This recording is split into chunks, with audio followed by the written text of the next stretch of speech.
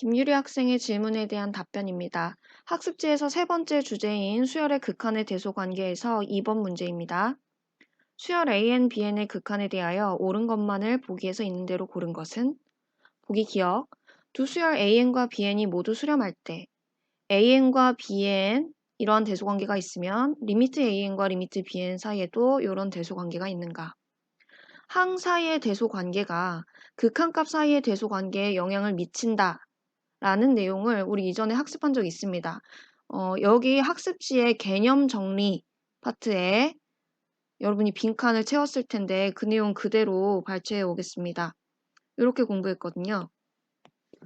두 수열 AN, BN이 수렴하고 극한값 알파와 베타라고 하면 그리고 모든 자연수 n에 대하여 AN, BN 사이에 이런 부등식이 성립하면 알파와 베타에는 이런 대소관계가 성립한다.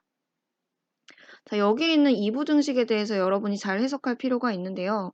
크거나 같다 부등식은 크다 또는 같다이기 때문에 크다의 경우를 포함하고 있는 보다 넓은 경우라는 점을 유의하셔야 하겠습니다. 여기 보기 기억에서와 같이 AN과 BN 사이에 이러한 대소관계가 있다면 AN과 BN 사이에 이런 대소관계, 순부등식이 성립하는 이런 관계가 있다면 AN과 BN은 이런 관계에 있다고 말할 수 있습니다. 그렇기 때문에 지금 주어진 이 내용으로부터 알파와 베타 사이에 이런 부등식이 성립하는 거죠. AN과 BN 사이에 순부등식이 성립한다 할지라도 알파와 베타 사이에서는 그 둘이 같아질 여지가 있다는 점을 꼭 주의하셔야 하겠습니다. 그러면 이것의 예를 한번 살펴볼게요. 기억이 거짓임을 밝히는 반례가 되겠죠?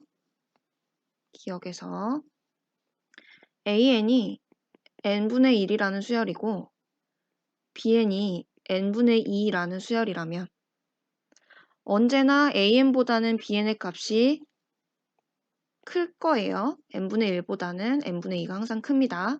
그러나 리미트 AN과 리미트 BN은 각각 얼마인가요? 그쵸? 리미트 AN도 리미트 BN도 모두 0으로 서로 같습니다. 극한값 사이에서는 순부등식이 성립하지 않고 서로 같아질 여지가 있었다는 점. 요거 기억하시기 바랍니다. 자, 보기 니은. 리미트 AN제곱이 알파 제곱이면 리미트 AN이 알파이다. 이것과 비슷한 성질을 우리 공부한 적이 있는데요. 만약에 AN이 수렴해서 리미트 AN이 알파이면 그때 AN 제곱 역시 수렴하며 알파 제곱으로 극한값 계산이 가능하다. 이것의 역은 우리가 잘 활용을 해왔어요. 근데 이 명제는 과연 성립을 할 것인가, 참일 것인가 이 고민을 새로 해보아야 할 것 같고요. 이러한 반례를 생각해 볼 수 있겠습니다. 니은 수열 AN이 1과 마이너스 1이 번갈아 나타나는 수열이라고 하겠습니다. n이 홀수일 때는 항해값이 1, n이 짝수일 때는 항해값이 마이너스 1인 수열. 그러니까 an이 1, 마이너스 1, 1, 마이너스 1 이렇게 나타나는 수열이고요. 그때 an의 제곱은 어떻게 됩니까? 그렇죠? n이 홀수인지 짝수인지랑 상관없이 an의 제곱은 늘 1입니다. 그래서 an 제곱이라는 수열은 1만이 나타나는 상수 수열이 됩니다. 그러면 어때요? 리미트 an의 제곱 1제곱으로 수렴합니다. 그러나 리미트 an 존재할까요? 존재하지 않죠. 1과 마이너스 1이 번갈아 나타나기 때문에 n이 한없이 커진다고 할 때 an의 값이 특정한 상수로 가까워지지 않습니다. 발산하는 수열입니다.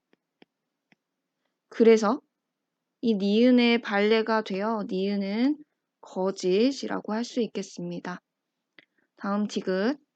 리미트 an이 양의 무한대로 발산하고 an 빼기 bn은 알파, 상수 알파로 수렴한다고 했을 때 an분의 bn의 극한값이 존재하며 과연 1일 것인지. 자주 사용되는 작업이에요. 어떤 양의 무한대로 발산하는 수열이 있고 상수로 수렴하는 수열이 있을 때 이 둘을 이용해서 새로운 상수로 수렴하는 수열 만들어 볼 수 있거든요. 그리고 디귿에서 결론 부분에 나타난 수열이 AN분의 BN, 분모에 AN만의 식, 분자에 BN만의 식이 있었기 때문에 이들을 그런 방식으로 엮어보도록 하겠습니다. 자, 이렇게요. 디귿, 리미트 AN분의 AN-BN. 자, 여기서 분모는 한없이 커질 거고 분자는 어떤 상수에 가까워져 가요. 그러면 이 분수식의 값은 얼마에 가까워질까요? 그쵸? 절대값이 0에 가까워지기 때문에 0으로 수렴하게 됩니다. 이 식을 다시 쓰면 리미트 AN분의 AN 1 빼기 AN분의 BN 이 값이 0이고 이제 얼추 우리가 구하고자 하는 것과 비슷한 식이 등장했어요. 리미트 1이 1이라는 거 함께 생각하도록 하겠습니다. 그리고 두 식을 빼줄게요. 그러면 수렴하고 있는 두 수열이었기 때문에 빼서 리미트 AN분의 BN이라고 쓸 수 있고 값은 1이네요. 어떤가요? 네, 리미트 AN분의 BN이 1이라는 결론 유도할 수 있었습니다. 따라서 디귿은 참입니다. 답은 3번 되겠습니다.